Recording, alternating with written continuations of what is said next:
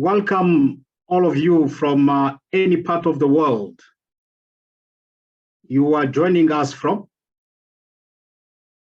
I am very happy to be your host today. I am Claude Kabemba, and I am the Executive Director of the Southern Africa Resource Watch. Before we get into the discussion of today, let me briefly introduce you to the Southern Africa Resource Watch. SARWA's mandate, or the Southern Africa Resource Watch mandate, is to monitor corporate and state conduct in the extraction and beneficiation of natural resources in Africa, and assesses to what extent these activities uplift the economic conditions of the continent's citizens. In doing so, we engage with and support governments on building accountable and transparent management of extractive resources. We build capacity for communities, civil society, parliament, and the media to hold government and corporations to account and to participate in decisions about resource management. In so doing, we create informed awareness of the specific dynamics of natural resources in Africa, building a distinctive understanding of the continent's geopolitical dynamics of resource economics. We are based in Johannesburg, with offices across Southern Africa. Welcome, everyone. We are excited to have all of you. Will Africa Rise? A discussion on Glencore's corporate misconduct in the mining sector in Africa. That is the theme we will be engaging today. Glencore is an Anglo-Swiss multinational commodity trading and mining company with headquarters in Bar, Switzerland. Glencore's oil and gas head office is in London, and it is registered, or its registered office is in St. Helier, in Jersey. The company currently is a major of Glencore and Xstrata. Currently, the company is in the media based on the court judgment in 2018. The US Department of Justice investigation into Glencore's compliance with American money laundering and corruption laws dating back as far as 2007. The investigation involved Glencore's operations in Nigeria, the Democratic Republic of Congo, and Venezuela. The UK's Serious Fraud Office, also in 2019, started an investigation on one of Glencore's UK subsidiaries over suspicions of bribery in Africa. Glencore has so far pleaded guilty to 7 accounts of bribery in a London court. The firm has agreed to pay up to 1.5 billion after other subsidiaries pleaded guilty to bribing in Brazil and the United States. The company has pledged or has pleaded guilty to foreign bribery and market manipulation schemes. And according to the British Serious Fraud Office, company agents and employees paid bribe worth over 25 million for preferential access to oil in Cameroon, Equatorial Guinea, Ivory Coast, Nigeria, and South Sudan, all with Glencore's approval between 2011 and 2016. However, the discussion today will focus on the behavior of Glencore in 3 mining countries in Southern Africa: the Democratic Republic of Congo, South Africa, and Zambia. Glencore has been operating in Southern Africa region for many years. In December 2017, Public Eye filed a criminal complaint with the Office of the Attorney General in Switzerland on account of the activities carried out by Swiss giant Glencore in the Democratic Republic of Congo. According to the media reports, based on the criminal complaint, in June 2020, the Swiss Federal Prosecutor's Office launched a criminal investigation into the group on the ground of its failure to have the organizational measures in place to prevent alleged corruption in the Democratic Republic of Congo. In South Africa, the Portfolio Committee on Mineral Governance and Energy has been pressed to review Glencore's mining licenses and contract awarded in South Africa after the company was fined more than 1.1 billion by the US Justice Department for corruption, bribery, and commodity price manipulation. In Zambia, state-owned Zambia Consolidated Copper Mines agreed to take on 1.5 billion on debt and pay a nominal fee of $1 to take over a 73% stake in Mopani Copper Mines, which is Glencore's mine. The agreement between Zambia and Glencore adds the debt liabilities of Zambia that in November became the first African countries to default during the COVID-19 pandemic. ZTCM, which is a Zambia state-owned company, will repay the loan by giving Glencore creditors 3% of Mopani's revenue to 2023, which then rise to between 10% to 17%. Glencore will return rights to copper produced at Mopani until the debt is repaid, which Zambia will take between 10 to 17 years, depending on copper price, to repay that loan. So the above articulation situation requires robust discussion. And we are happy today to bring to you some of the finest journalists in these countries to really engage in discussion, to understand what Glencore has been doing in these countries, but also beyond. Let me introduce you the panelists today. The panelists, when I introduce you, you can open your camera so that they can see you. We've got Khadija Sharif. Based in South Africa, Khadija Sharif is an award-winning investigative journalist and senior investigative reporter at Organized Crime and Corruption Reporting Project, and an associate at Open Secret. A focus is only on illicit financial flows, natural resources, and political economy. She is the former director of platform de protection des lanceurs d'alerte en Afrique, currently also a board member of Finance Uncovered and partner fellow at Yale. She has worked with forums including the Pan-African Parliament, African Union, the OECD. She is the author of Tax Us If You Can, Africa.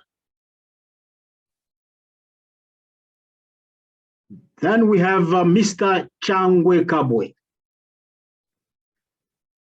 He's a Zambian media and communication professional with 20 years of experience working in broadcast media with a bias toward business and economic reporting. Changwe has provided strategic communication advisory services for organizations working in insurance, mining, and environmental sustainability. He is a managing partner at Clear Cut Communication. He is based in Lusaka. Then we have Willie Kalengai.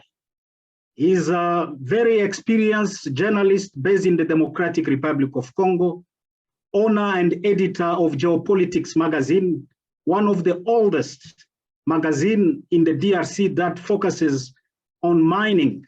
He monitors mining. It has been in existence for the past 20 years or 25 so. So he is a very known and experienced, and he followed the mining sector very closely in the Democratic Republic of Congo. We are going to start, and one critical question that we'll ask to all the panelists: can Africa rise economically with the current conduct of foreign multinational corporation in the mining sector?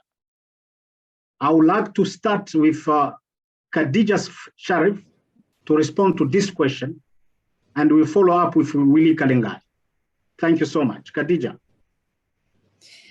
Thank you. I'm South African, but I'm going to start with an example of Glencore in Chad, because there was no perceived illegal activity there, but there should be. In 2000, and it really speaks to the performativity of how a commodity trader works in the extractive industries as opposed to a mining company, because a mining company is public facing, but a commodity trader works in a more unseen internal market. So in 2013, Glencore arranged a $1.4 billion loan to the dictatorship in Chad. And the dictatorship wanted to buy out Chevron, but they could not arrange their own financing for obvious reasons. So at this time, Glencore was the largest commodity trader in the world. And the loan that they gave was about 11 to 12% of the country's GDP. And that loan gave the dictatorship instant cash. But what it gave Glencore was complete control over all the oil flowing out, which was the only source of income. It was a high interest loan. And it was the kind of loan that creates a landscape for the inability of Chad, regardless of who is politically ruling the country, to ever get out from under that loan. So Glencore opportunistically targets regimes that are first long-term stable dictatorships, because while that's very bad for the citizenry of a country, for a foreign partner, a long-term repressive, autocratic, stable dictatorship is the perfect investment scenario, because nothing will ever touch that investment. And also Glencore performed like a pseudo bank, because this pre-financing deal didn't qualify as a loan per se, so it wouldn't affect the multilateral relationships. It's kind of a hidden loan in exchange for resources. And Glencore itself doesn't give the money. That money comes from banks. So they're just a conduit that cashes in on the high interest rate in exchange for locking down all this oil.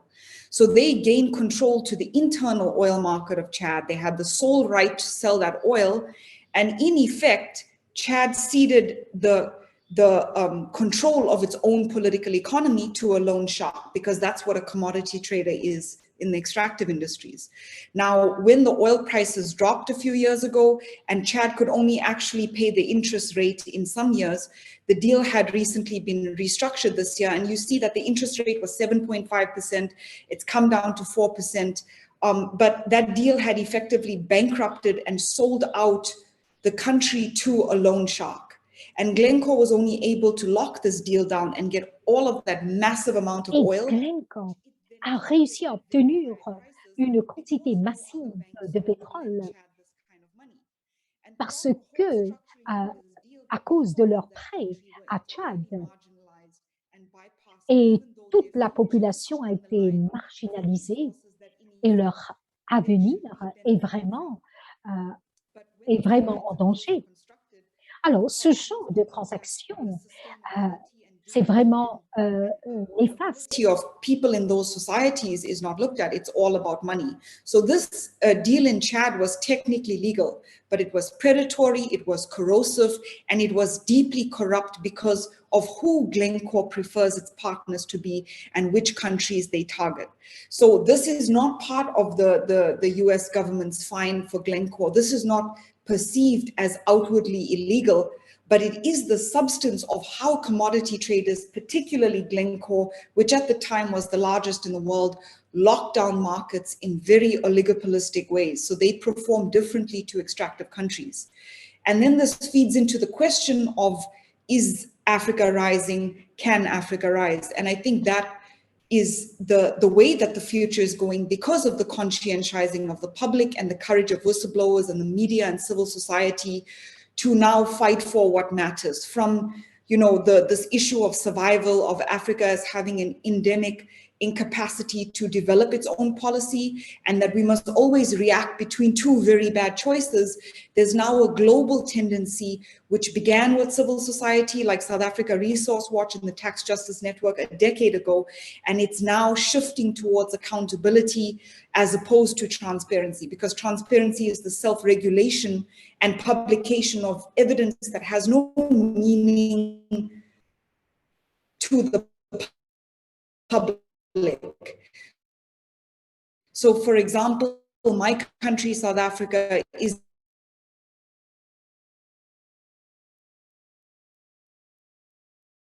have a significantly high GDP and a big functioning extractive sector. And the same inequality goes for Botswana and Namibia, countries that are portrayed as being very peaceable with good, stable mineral joint venture agreements.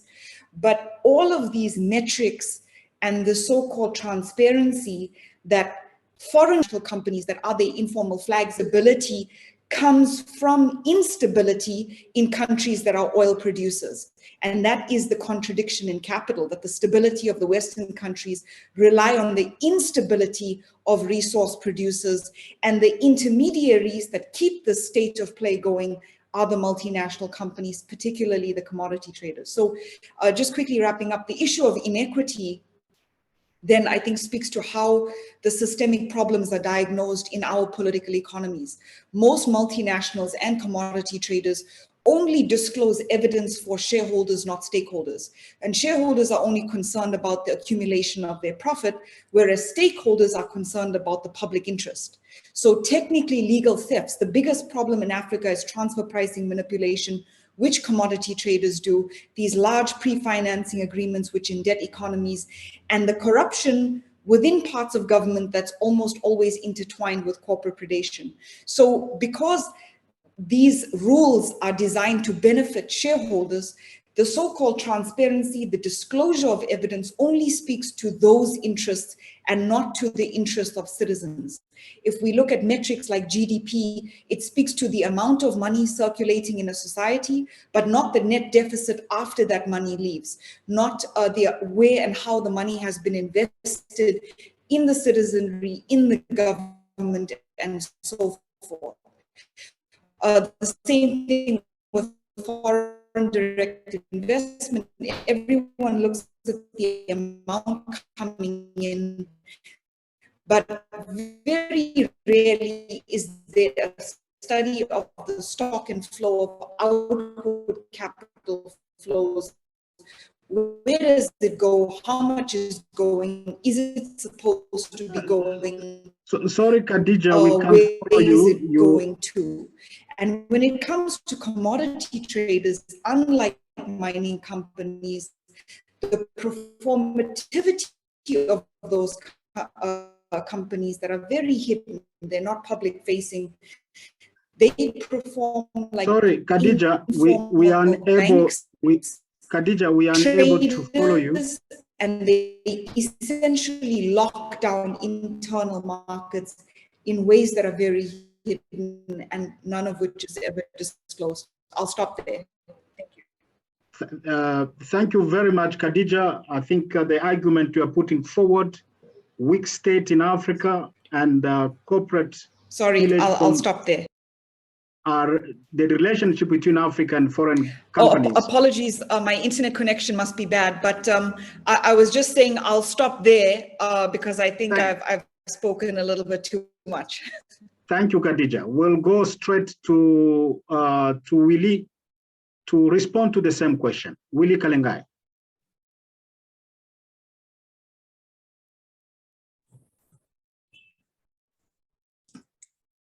Merci beaucoup. Je pense que vous m'entendez très bien. Oui, on vous Thank suit. you very much. I believe that you hear me. First of all,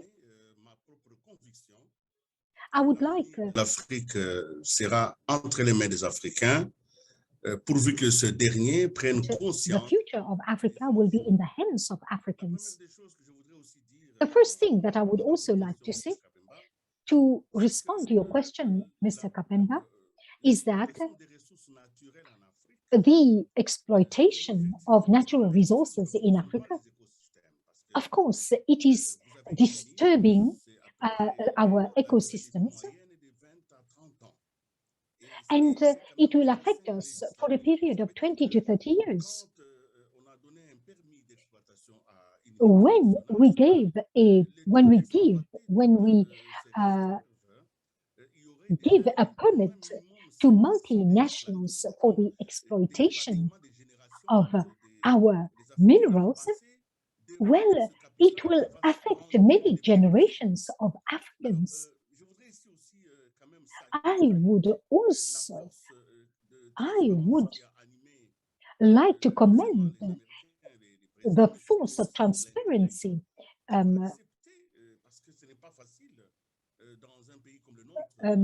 in the USA and Glencore as well.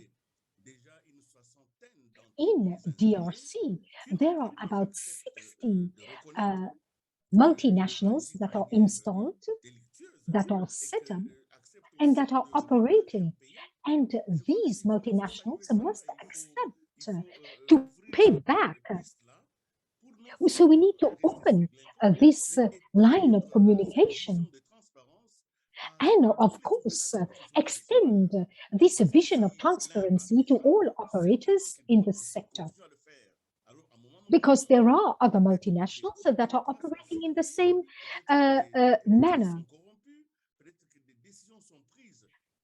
The policies and the decision-making is corrupt. I would also like to say that the future, our future is also in the hands of the states. And what is to be regretted here, apart from the multinationals, their misconduct, there's also certain fragile states that are negatively affected by war, conflicts, and that are suffering. And they suffer on both accounts.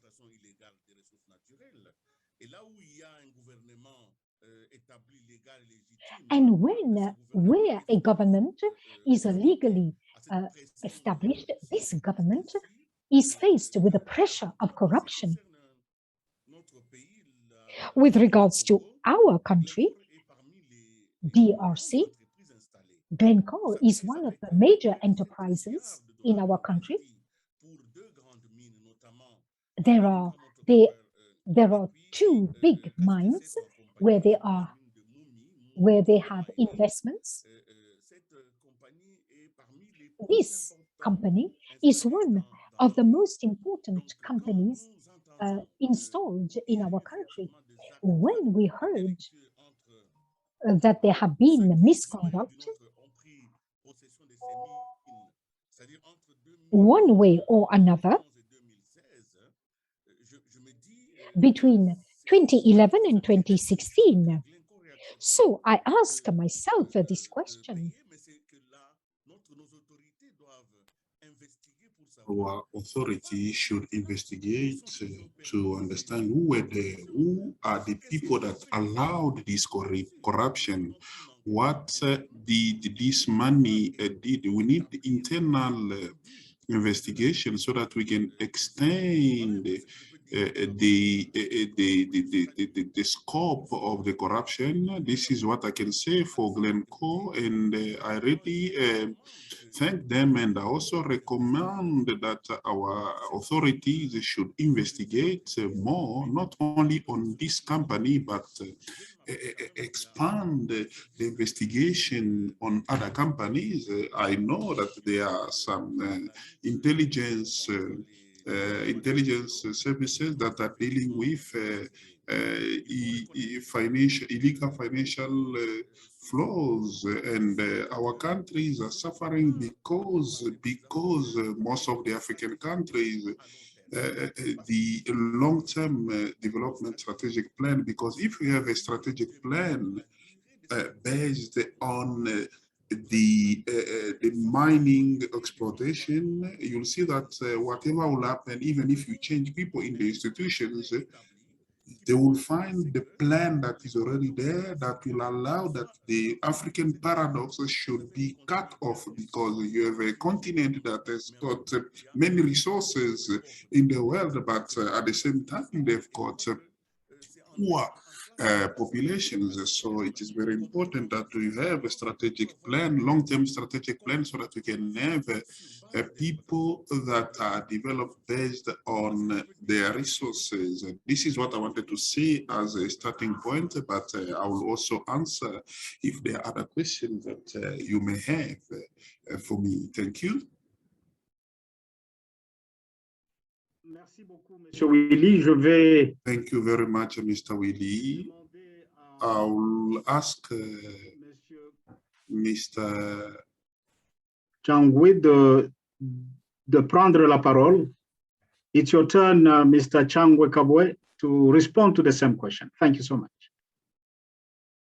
Thank you so much. And hello from Lusaka. And I'm excited to be speaking to all of you today.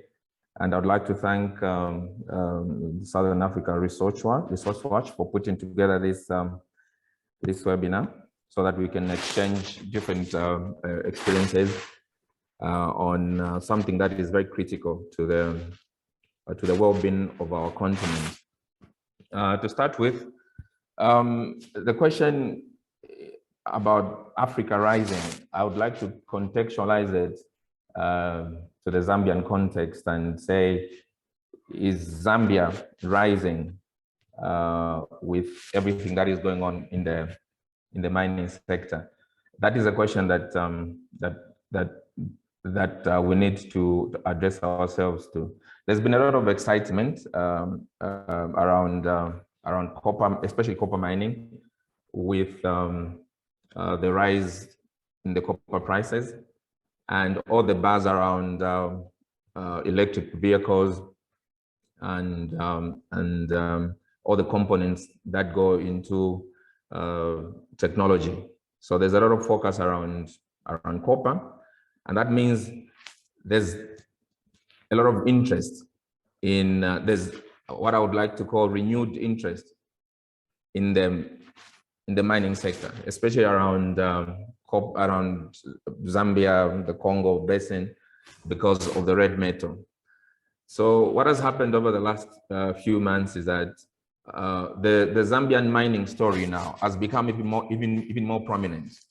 We have a new government in place, headed by a pro-business person, President Hakainde Hichilema, and he has made it clear that he is going to prioritize the renewal of the mining sector in Zambia. He's actually calling it reinvigorating the mining sector. So with that kind of talk and posturing and positioning, you find that there's a lot of interest around mining in Zambia. Now, as we talk about the present, we should also not forget about the history, where we're coming from, the past. Glencore has been operating in Zambia, on the Copperbelt province of Zambia, for about 22 years, about 21, 22 years. But if you look at the time they took off the ownership of the mining asset in the two districts, the two towns on the Copperbelt, Kitwe and Mufulira, and then you compare with the present situation, When you ask yourself, is the Zambian mining sector rising? Are the two mining districts, Kitwe and Mufulira, rising?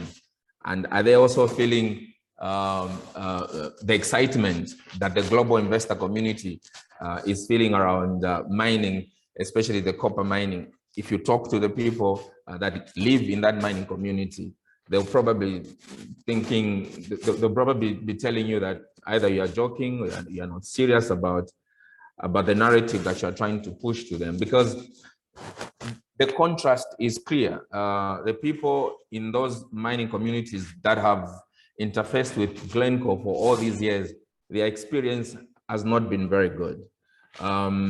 There's been a lot of malpractice in the manner that the investment has been run for 2 decades. Even at the time when the copper prices were very high, in terms of beneficiation to the local community, there's been a huge mismatch. An average miner working for Mopani Mines, which was run by Glencore, takes home an average of $500. Now, with the rise in commodity prices, food prices, and everything, it becomes very difficult for most of these miners to actually feel the benefit of having these multinational companies working in that environment. So it's very difficult to actually convince a person who has lived on the copper belt, interacted with the copper belt community, and they followed the mining story in Zambia from the time Zambia has been mining for over 100 years. So if somebody has followed the history of mining in Zambia and they look and they examine what is going on today, it's very difficult to actually convincingly say Zambia mining sector is rising. There's a target to push up production to about 3 million metric tons in the next 10 years. The number sounds good, it sounds ambitious, but again, if you examine the mining production figures over the last couple of years and you contrast it to the target that they put on paper for the next 10 years, you still ask the question, even if we hit 3 million metric tons, what is going to be the benefit to the local mining community? Because over the years, the reality has been there hasn't much that has trickled down to the people on the ground. And because the mining investor, Glencore and its peers, over the years, they found a very clever way of running the operations in a way that they maximize on their profits, which every business person is going to do, obviously. But as they do that, they also find a way of having the authorities, the state, the government, able to listen to their arguments. So no matter how the local community cries about the lack of benefits, when Glencore was present in Zambia, what was discovered is that they had a way of managing the entire narrative from the state, communities, and all the stakeholders were managed in such a way that they continued perpetuating their own narrative on the copper belt. So what happened in January 2021, the Zambian government then of the previous administration went in and took over the mine asset, because they got to a point where it became unsustainable to keep this relationship with Glencore. So using the state mining investment companies, ZCCMIH, they bought off the entire ownership of the mine. So as we speak today, the mine that we're talking about in Kitwe and Mufulira is run by the Zambian state investment arm called ZCCMIH. On paper, it looks like a perfect example of how state ownership should run. But what we've discovered is that because of the offtake agreement that Glencore signed with ZCCMIH when it was relinquishing its stake in the mine, it still has a huge control on whatever happens at Mopani, from the production to the revenue side. Glencore still has a huge say, because proceeds of about 10% of every production has to go to Glencore to pay back the 1.5 billion that the ZCCMIH debt that ZCCMIH got from Glencore. So they may have exited the mine, but they still have a huge say on what happens. And when you speak to the mine workers unions, the labor movement on the mine, they'll still tell you that the day-to-day operations of the mine is still in a way being influenced by Glencore, because Glencore is servicing some of the obligations, some of the obligations to do with the operations of the mine. ZCCMIH is still getting some money, a lot of financial resources from Glencore to keep the mine going. So it's a whole lot of confusion in as far as running that asset is concerned. There's a lot of there's a lack of transparency from the state to the investor and to ZCCMIH. If you put them in a room and you want to have a conversation around these issues, there will be no one who's going to turn up and provide the answers. So and with this vacuum in terms of information, then it means the people in the mining communities, they do not understand what is going on. There's a huge cloud of uncertainty.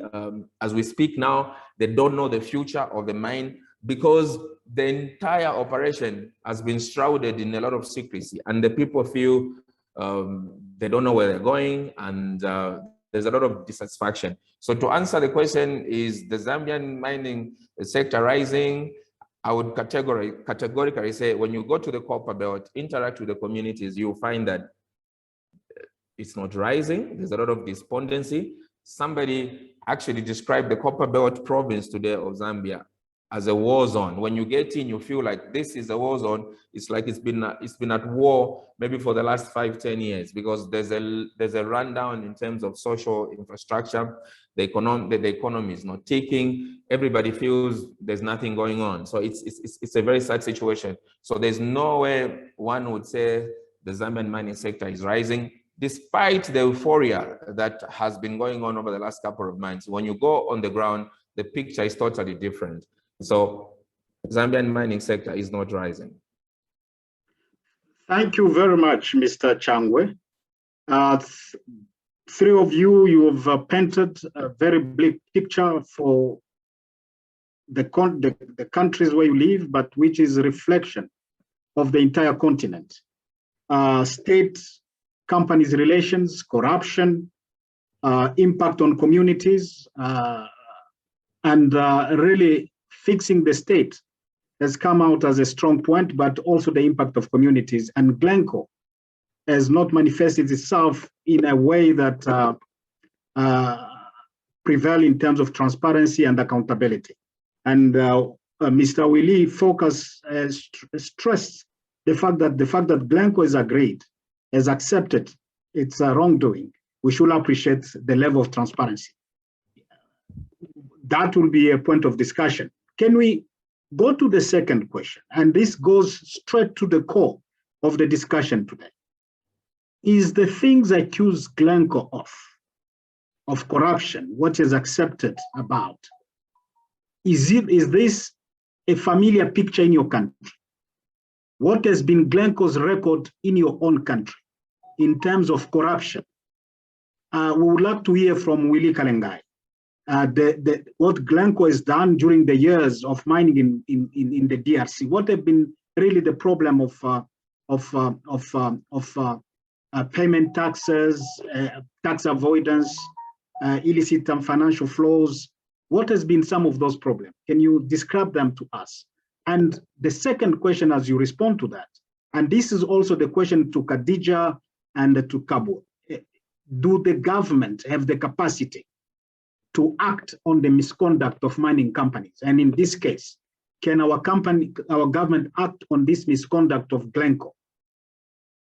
We have two questions. Let's be short. Each one will have just 4 minutes to respond. Mr. Willie Kalengai.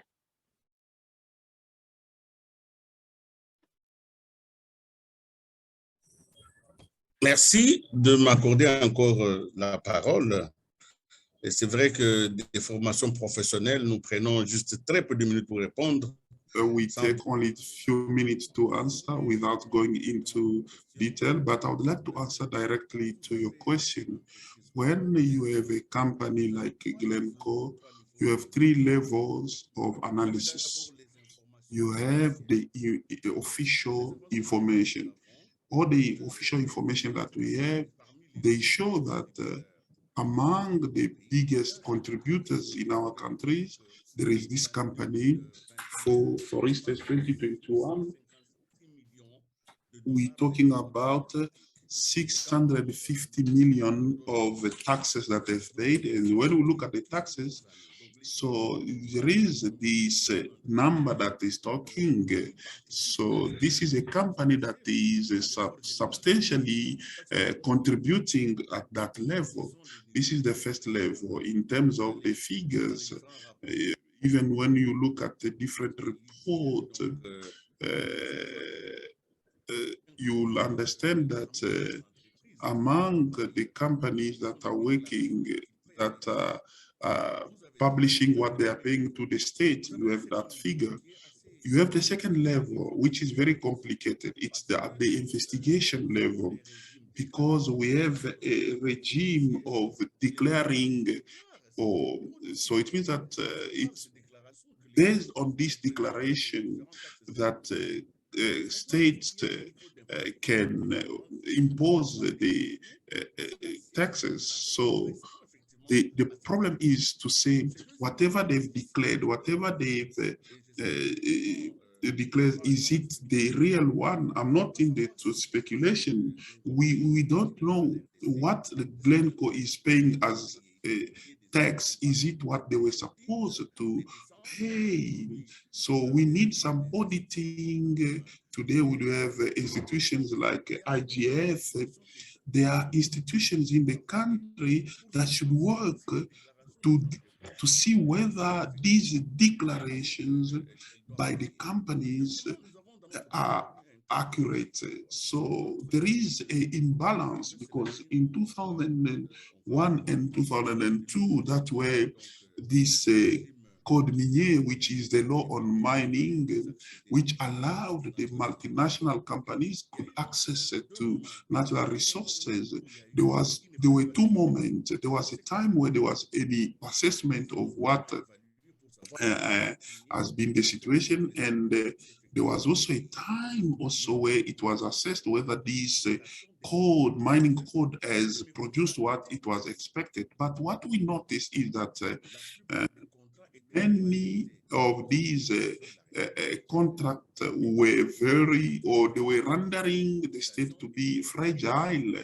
So that's why more than 10 months, that's what led to the revision of the contract. But it was not the case, because the contribution of the sector was not what we were expecting. So we said we need to change the mining code, because this mining code has got many loopholes for companies. So the state is not gaining. So they've changed, they've reviewed the mining code. Today we are so we have 20 years of this mining code. The level of control legislation, this is the level that we cannot today easily touch, because the state itself has to go through its services, have the information, so that the information is integrated at the third level of the perception. Because when we talk about this, is the social level, the social impact, because our brother from Zambia was talking about the whole zone, for instance. When you go in Kolwezi, that's where we do have the biggest mines of Glencore. where you have more other companies, maybe 30 companies. But at that level, we need to do something, because the mining exploitation, even during the colonial epoch, they were corresponding to the towns. When you discover a mining around the mine, there were some infrastructure that were being developed, schools. Myself, as I'm talking to you, I was born in Kolwezi. This is my town where I was born, from Jekamin company. It was a state company, but this company invested in social so that the generations were developed. Today, we are accusing all these companies to also do some social actions. And I think that Glencore is doing some effort, but it's not impactful to allow these populations to have access to or to benefit. For instance, today you will notice that around in the surrounding of these mines, there is artisanal exploitation. And for me, it is a danger for the country. Not only it include most of the youth that are not in school, they go there and they don't even contribute to the state coffers, and also other dangers in the environment. And the fact of allowing this company for the mea culpa, that's why I was saying that we need to look forward. At least they've done this, but what about others? They are not only they continue with corruption, and to also they are using even violence so that they can access to. They even create wars. That is very dangerous, and they have to fix it. This is what I can say for the first question that that you asked me for this company. That, as I was saying, that I've put it in 3-level official in terms of the concrete numbers or data, in terms of the investigations, and that require at the population level, because these local government, they don't feel the effect, because we want the town like Kolwezi to become like Dubai, because this is the world capital of cobalt, and this is a resource that is wanted everywhere. But when you go to Kolwezi, Kolwezi is not like Dubai. This is what I wanted to say. Thank you. There is the second question, Mr. Willy. Is the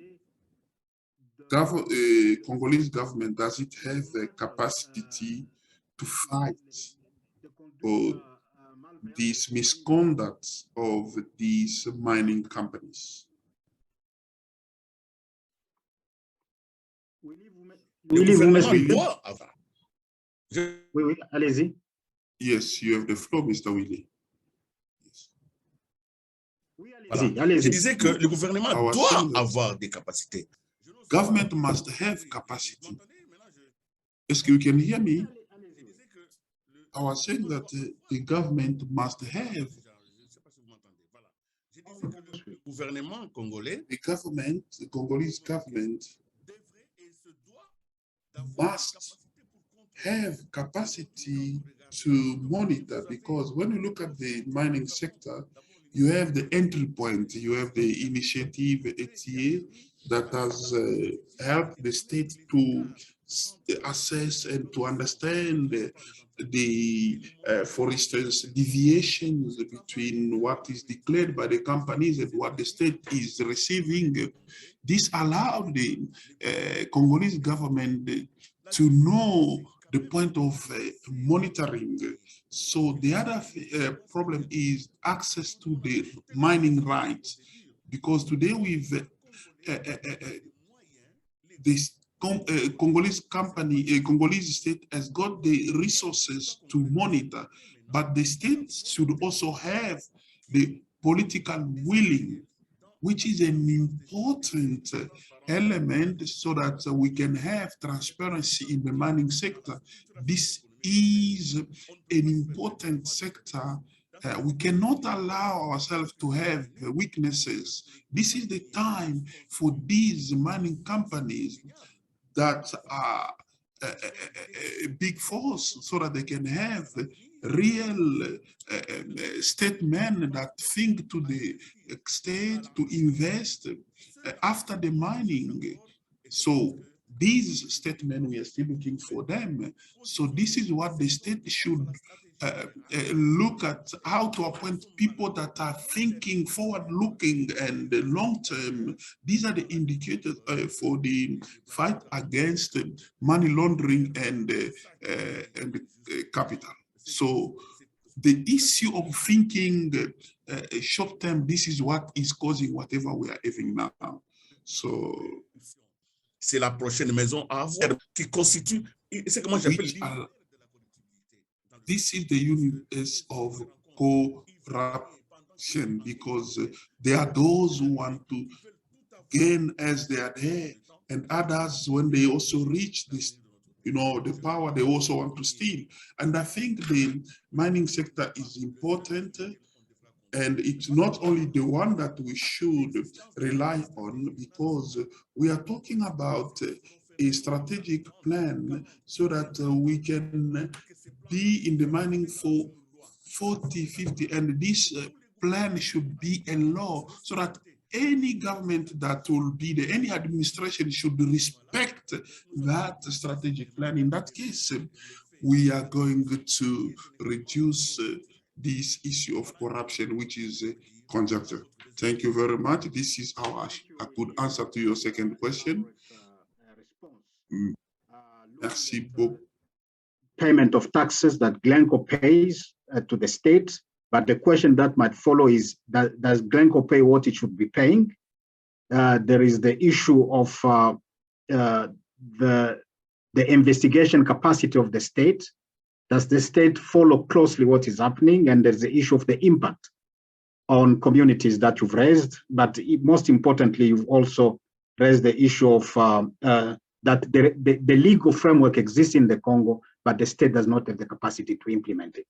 So we are going to ask Mr. Changwe to also respond to the same question. Changwe, please go ahead.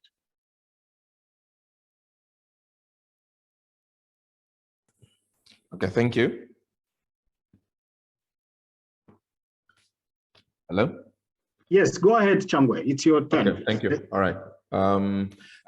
In the Zambian case, clearly, the state or the government does not have the capacity to get around some of these practices by multinational corporations, including the time that Glencore was running the copper mines on the copper belt. There have been a number of cases where there have been strong accusations that Mopani under Glencore was underreporting some of its production figures, and obviously that reflected on the revenue side. But clearly, our tax authorities here, even if they launched a probe or an audit, a specific audit, they were not able to find exactly what they were looking for. And then when they exit that audit process, they were not able to furnish the public with exact findings. So that also raised the amount of suspicion around the relationship between the investor, in this case, the mining investor, and the state. A couple of years ago, after this realization was very strong, the Zambian government had to ask the European Union for support to raise capacity of the tax authorities, the Zambia Revenue Authority, for a specific project to go and tax the mining companies, to audit the mining companies, because there was a strong belief that some of the production figures they were posting were not the true reflection of what was being mined. And some of these stories were coming from the miners themselves, the mine workers unions. They would go and look at the numbers and they'll say, this is not what is coming off the ground. So after that, with the help of the European Union, there was there was a unit at the ZRA, Zambia Revenue Authority, that was trained as a way of raising their capacity for specific mining audits. They are still struggling. Nothing much has come out of that interaction with the European Union. I think the project should almost be coming to an end around this time. That is an example that goes to prove that we still have a lot of capacity issues in as far as getting to the bottom of what happens across the entire mining value chain, not just a specific example of Mopani in Quito and Mufulira, but across the entire span of the mining industry in Zambia. And again, in the Zambian case, you find that the board of ZCCMIH is appointed by government. So they are supposed to provide oversight. Until now, the previous boards, you find that the board chair was very close to the head of state. There was some relationship between the board chair of ZCCMIH and the head of state. So that close proximity, when questions are raised by mining communities or the workers' unions or interest groups, you find that there's a lot of shielding by the state because of that relationship between the board, I think the entire board team, and the head of state. So there is no much scrutiny because the people that sit to protect the state interest are very close to the government. So if there's a question of misconduct by the investor, you find that that relationship becomes very complex, and they tend to protect the head of state and the investor. It's a very complex way of managing a corporation, I want to submit. So in Zambia, there's no specific criminal case that has been filed against Glencore in the Zambian courts. But what has happened in the community is that over the years, most of the mining investors, Glencore included, they've lost the social license. The people do not trust them. The people don't want to hear some of these names mentioned because of what has happened over the last 2 decades. So they may not be sitting in the Zambian court with specific criminal cases around their necks, as it were, but the people largely do not want to associate themselves with some of these mining investors, including Glencore, because the moment you mention a name like Glencore, the people on the ground will not be very pleased. So that is a Zambian context. There's clear lack of capacity by the tax authorities to go in and launch specific probes or audits to get to the bottom of what is happening on the ground. Thank you. Thank you, Mr. Changwe. I think you've argued in the same way as Willie Kalengai, with a very minor variation, where you are very quite convinced that Glencore was underpaying its taxes, and you both agree on the lack of capacity of the state to launch serious investigation. But one of the critical points you make is that even if, because of some maybe conflict of interest within the state, Glencore cannot be pursued thoroughly, but some of these mining companies have lost the license to operate. So the people don't believe in them, don't trust them. That's a very important point, because it's just send a signal that we are not benefiting from these resources, and the state must do something on that. So we are going to ask Khadija to respond to the same question, the situation in South Africa, and does the South African government has the capacity to follow up on the misconduct of these mining companies? Thank you. I'll speak to a different side of this issue. In South Africa, there were two issues involving Glencore. The first was anti-competitive behavior, and the second is, of course, corruption. So initially in 2012, Glencore started strengthening its position in South Africa. They had a very big coal segment. There was a merger with another company called Xstrata, which gave them oligopoly status. At the time, they were the fourth largest coal exporter in the world and the largest exporter of seaborne thermal coal. So they purchased a mine called Optimum for $750 million. And in their press release, they say that this thermal coal is going to be a huge contribution to their Chinese and Indian exports. And this is important because China and India use the same type of thermal coal as Eskom in South Africa. And Eskom generates 95% of power to South Africa and other African countries. But Glencore started diverting the grade of coal that was needed from South Africa because they had control over the market into profitable ventures, buyers like China and India, which meant that Eskom was being supplied with a grade of coal that they could not use. The Eskom grade coal was not being supplied by Glencore to Eskom, and so we started going through more and more what was called load shedding. There's the difference in the coal RB1 and RB3 and different costs involved. So this forced Eskom to then go into residual markets and purchase coal at a higher price. There was corruption involved. The coal was not always good. So this contributed to the instability in South Africa, the political economy, neighboring countries. And we could see the impact, the very anti-competitive and damaging impact when a commodity trader controls a market, an internal market that can shutter a whole economy. Glencore claimed that they were losing almost $1.879 billion in 2013 because Eskom wasn't paying. But Eskom could not pay for a very bad quality of coal. They had faced shortages, debt, higher prices, and so forth. The second issue of corruption is also very important.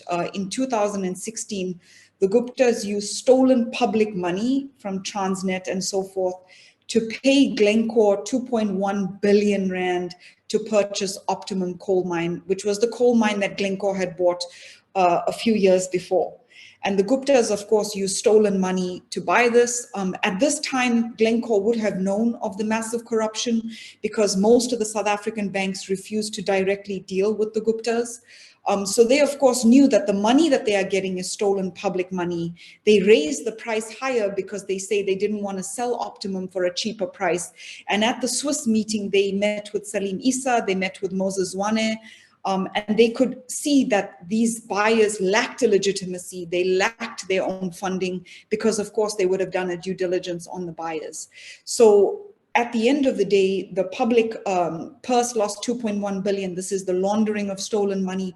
Community trust in that area lost a lot of money. The Environmental Rehabilitation Trust, the billion from there was liquidated, and Eskom had to give 600 million more to make up the Gupta's shortfall in stolen money that they used to buy the mine. So in South Africa, Glencore has engaged in very predatory anti-competitive behavior that fast-tracked load shedding, that caused economic collapse in many sectors.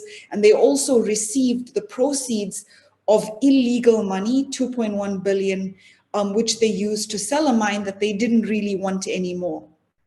So they had behaved in ways that are worse than normal extractive companies would behave, because as a commodity trader, their performativity is to lock down an entire market. So again, they would export coal to their buyers. They would control the mines that are producing the coal. They would control the terminals, part of the Richard Bay terminal that then exports the coal.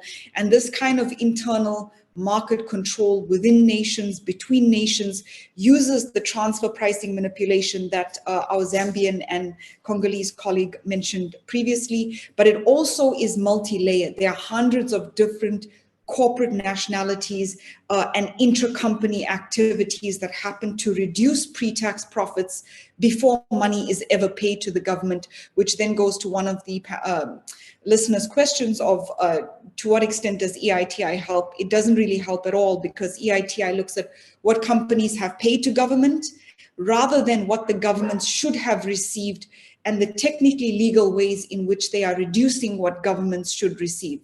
And this, of course, speaks to the heart of Glencore's performativity. In 2013, the South African CEO said, we just want to do the right thing and get massive return on equity. Now, when you're a company performing in a country, the right thing is not return on equity.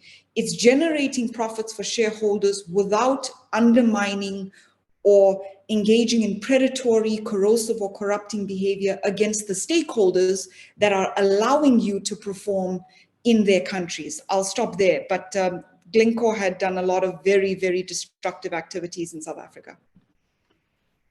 Thank you very much, Khadija, for that very clear expose of Glencore's misconduct in South Africa. Just to follow up on that question, because you heard in the case of Zambia and the DRC, it's a matter of lack of capacity to investigate and to expose Glencore.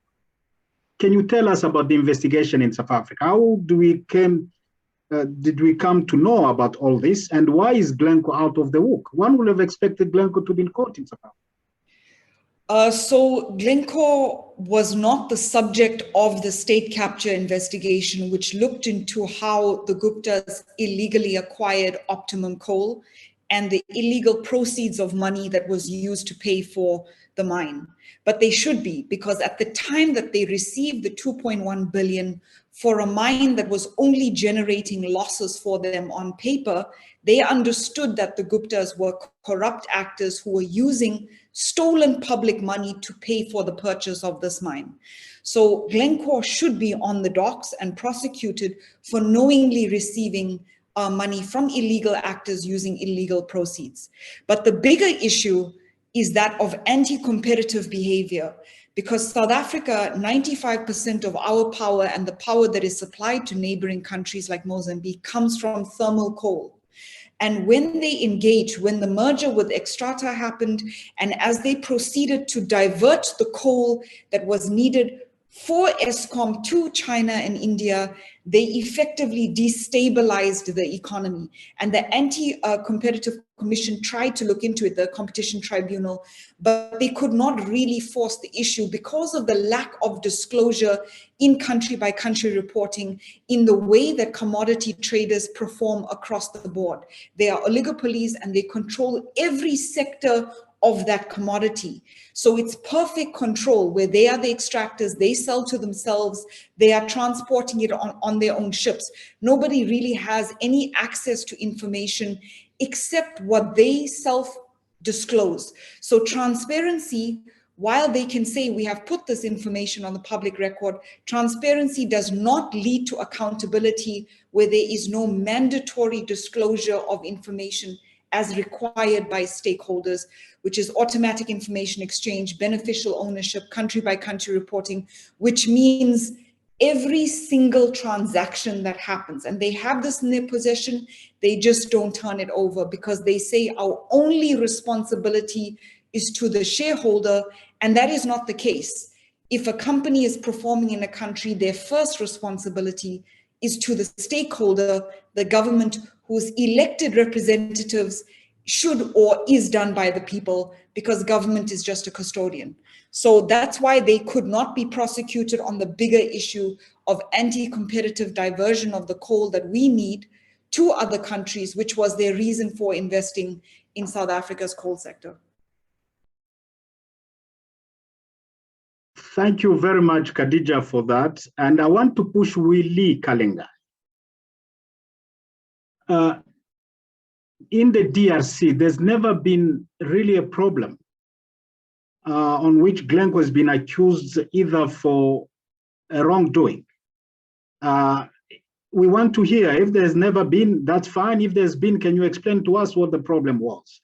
But we've also spoken about the EITI. There is a question from our colleague from Shainul Baji, who is asking, is the law on beneficial ownership operation in the three countries? He spoke about South Africa, but I want us to respond. Do we have the law on beneficial ownership in the DRC, in Zambia, and in South Africa? Because the law on beneficial ownership goes far more deeper than the EITI initiative, which is just to measure what companies pay to government and what government receive from companies. It does not investigate the wrongdoing of whether the company paid what it should have paid.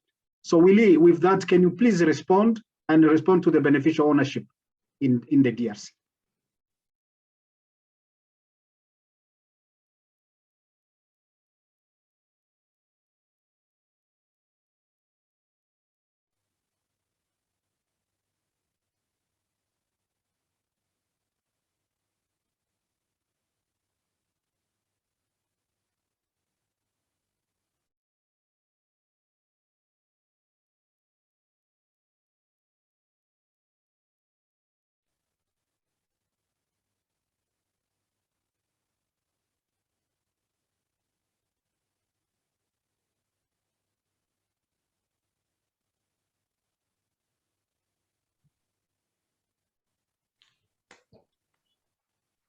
Cowboy, can you go ahead? Did you hear the question around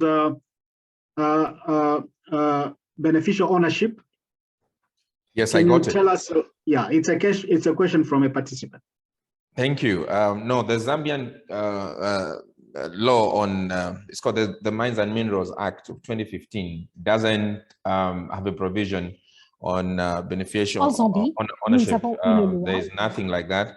There's a policy review underway. They're reviewing the mine development policy, and one would hope that as we review this, there could be a provision that touches on that. But as it exists at the moment, there's no provision for that. And you spoke to the EITI process. You're correct. It doesn't go beyond just the reporting of the proceeds and what is remitted to the government. So there's a bit of limitations in that regard. So in the Zambian case, as we interact with these mining investors, there's no law that mandates them to that amount of full disclosure, as it were. Thank you, Willie. We lost you for a moment. We were asking you a question. You painted a picture where Glencore pays to the Congolese government taxes.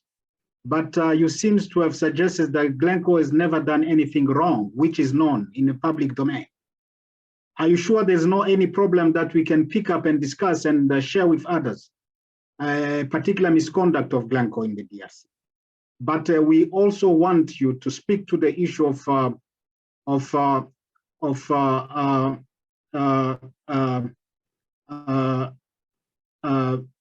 beneficial ownership. Do we have a law on beneficial ownership in the DRC? You alluded to the EITI, which is a simple audit. But with all these problems of corruption, illicit financial flows, as you suggested yourself, we need a deeper investigation.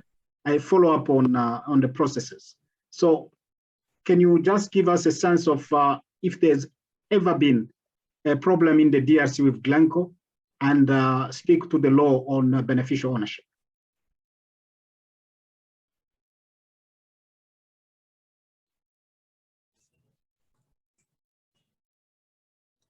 Je n'ai pas très bien saisi toute la question parce que j'avais des problèmes de connexion. Donc, si M. Kabemba peut... The whole question, because I had a problem of connection, but I will try to respond.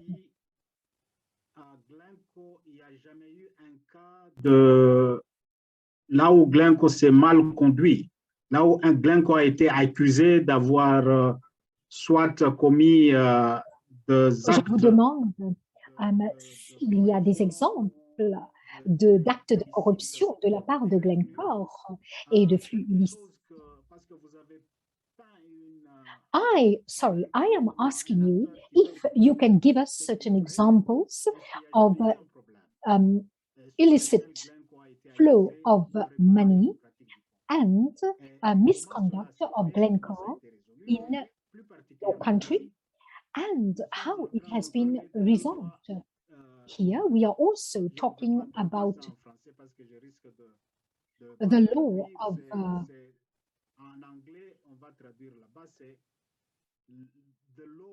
the law on beneficial ownership. Est-ce que do you have this law in DRC? It is true, I cannot tell you exactly what has happened. I do not know the list of the offenses. We are journalists. Of course, at times there have been certain difficulties between Glencore and its partners. As you have followed what happened with regards to financial transactions involving several actors. And with shareholders, we followed all of these situations relating to Glencore. I believe that in this chapter, there have been several cases, and DRC has tried to restore a balance between its different, amongst its different actors. But we do not have the detailed information. How are we going to know that?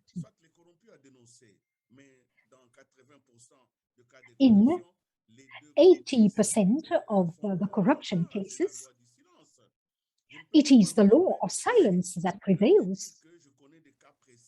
To say, I don't really have specific cases to share with you because I do not have access to them. Well, unless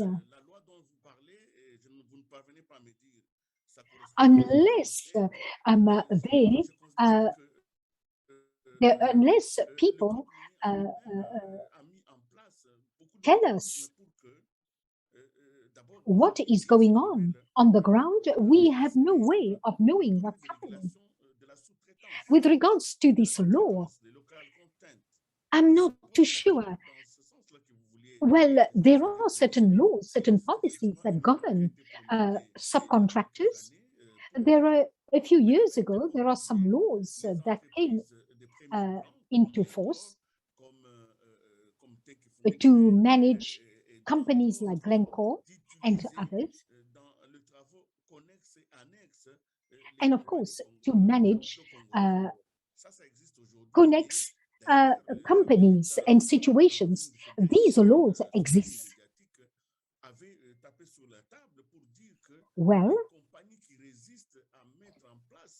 we said that companies that are set up in the country that subcontract will be investigated and managed according to the law.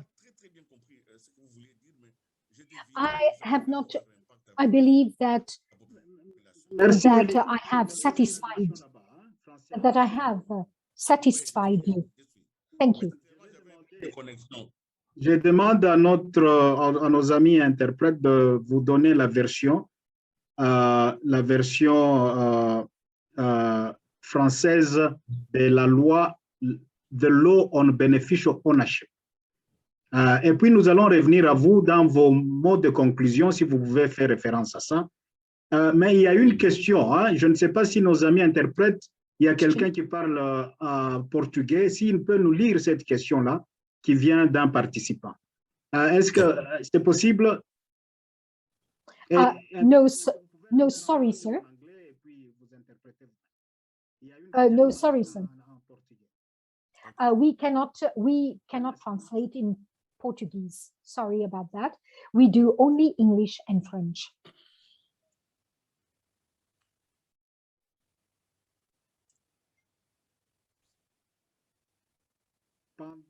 Pendant que nos amis interprètes cherchent à nous interpréter cette question-là, je voudrais poser une question et là je donne à chacun de vous vraiment I would like to ask a question and give each one a minute to think about the answer. What are the solutions to all these problems? Khadija, you've painted a very dark picture of misconduct of Glencore. We suppose that is not just Glencore that is involved in those shenanigans. Now, what is the solution to close those gaps and protect people's resources? Thank you. If anyone is interested, I've pasted a link into the chat box about Glencore's activities in the DRC, which led to the US government case. While at PLAF, a whistleblower came to us with a large amount of evidence that spoke to multi-billion-dollar corruption between Glencore and Dan Gertler in the DRC.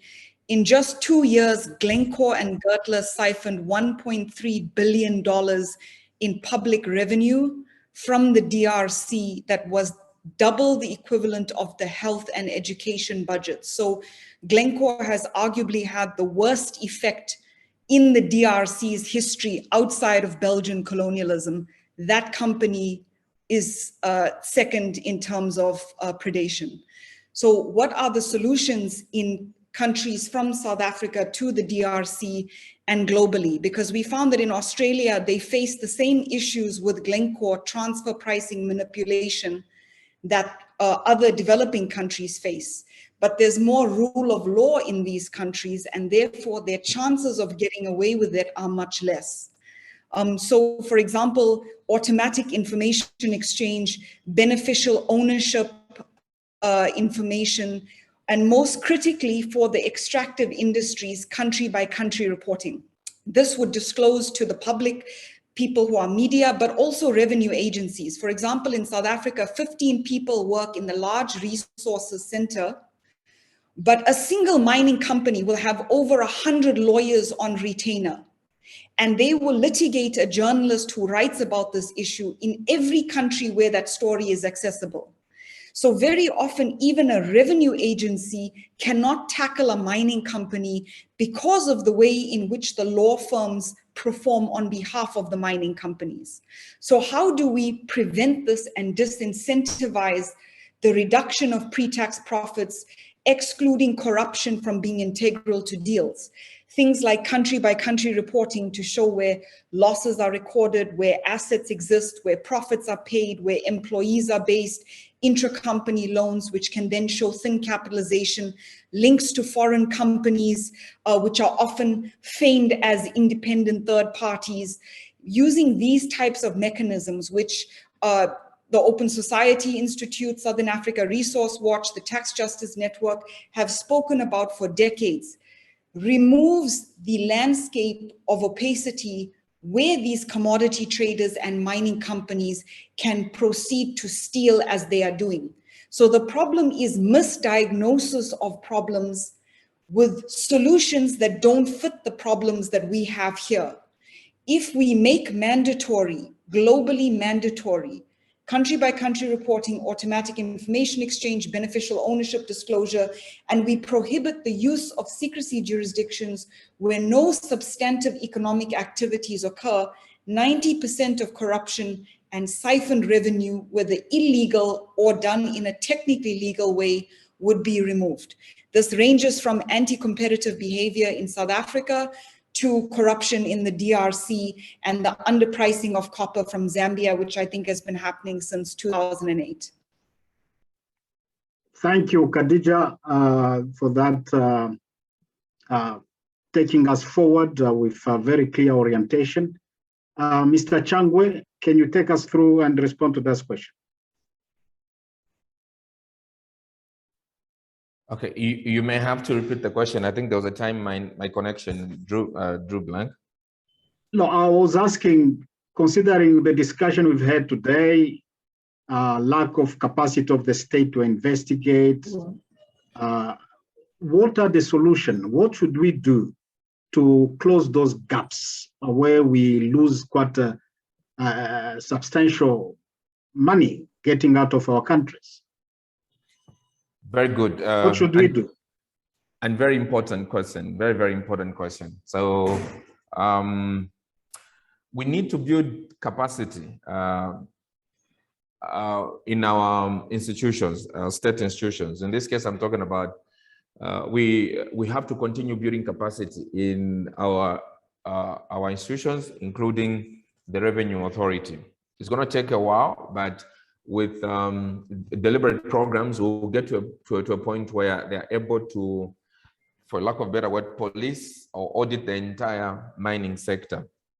Then the other issue that we need to work on is the local communities themselves. They should be able to have capacity to understand what is going on with the resources. They should be able to. Sorry, Willie, on te suit là-bas.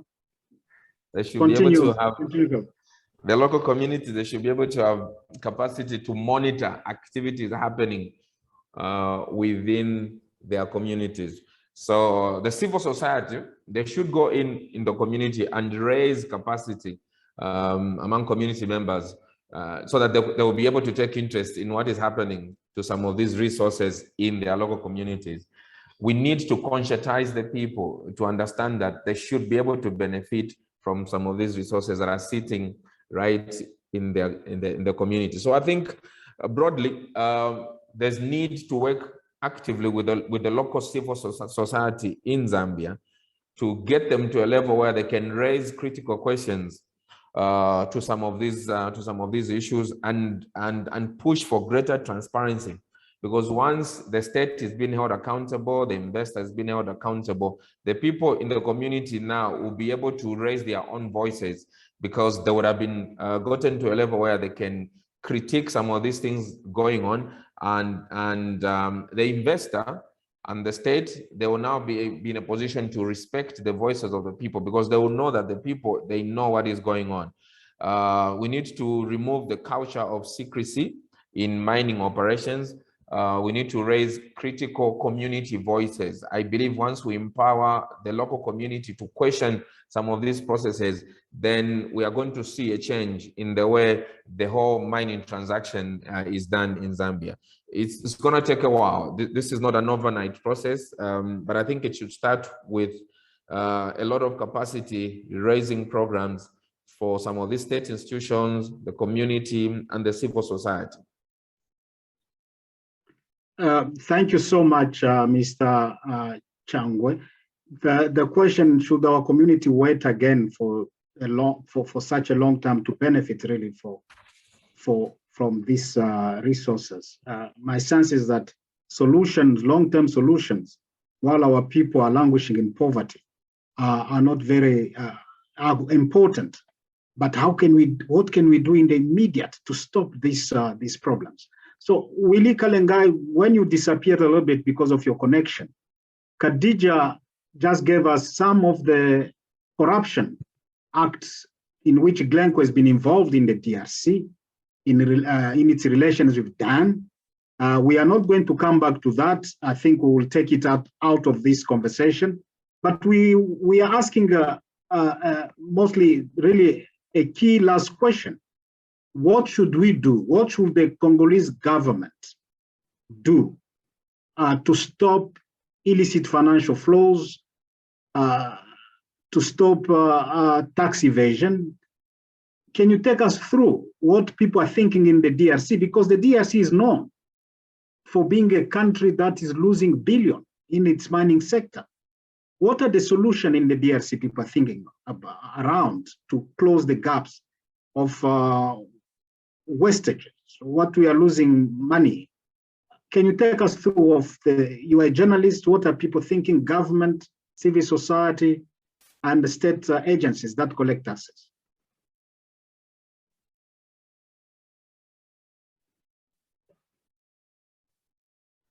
Willie, merci beaucoup. Merci. J'ai eu le temps de m'informer un tout petit peu sur la question d'abord posée sur le Law of Beneficial Ownership. Je pense que j'ai bien parlé en anglais.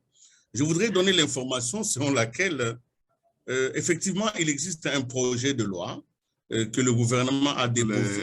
That the government has initiated since December 2021. This bill is the Minister of Finance that is leading this bill on what we call the parliament process. This law, if passed, it will deal with 3 or 4 issues. The issue of money laundering, because we need to do the to follow the money, and this will allow us to deal with corruption, and also we must have an instrument for enforcement on corruption. So there are issues to talk about regarding the law, but there is also in terms of the mining sector. The mining sector is a sector where the corruption happened because generally we were just doing the raw material and send them back, but there is a project that is being created where they have to create the value chain from the raw material up to the final product. For instance, in terms of the batteries, the country is doing its efforts so that they can implement these workshops, or in terms of if we have these value chains, it allows us to control the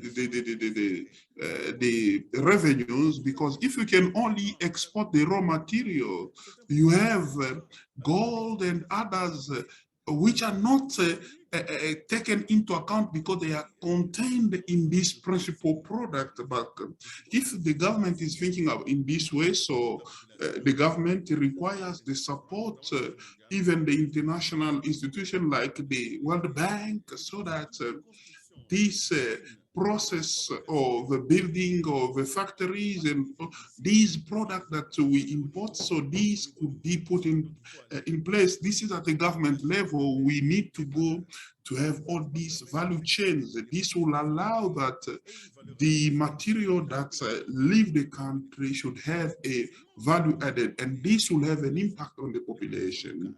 So the local population, today we do have what we call royalty, mining royalty. So it allows that this money should be given to authorities where the mining activity is taking place. But the problem is not, development is not consumption just, but it's planning. Even if you send 1-3 million in one entity, if there is no integrated plan, the population will not feel it, and they will just consume it, and the poverty will continue. I think, structurally speaking, I think that the money that is given to these entities, this should go to a general development plan. And today, with this project of 140 territories, so it means that the government is waking up. They want to have development from the bottom, but the mining can also contribute to assist this local community. So, of course, when we talk about public opinion, we still have doubt. Many years have passed. The population is tired to be told that you are a rich country because of natural resources. So we first need to stop this bleeding of corruption. So the payment of taxes, because most of the institutions that are dealing with tax collection, they are themselves the facilitators for the corruption. They work for these companies instead of working for the state, and the state should also pay very well its public servant, particularly those that are responsible for tax collection, so that we can at least uplift their moral. This is what I could say about it. Thank you very much.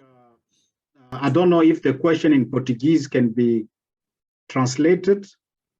Is that possible, interpreters? It seems like that is not possible, and this will be really, colleagues, the end of this webinar.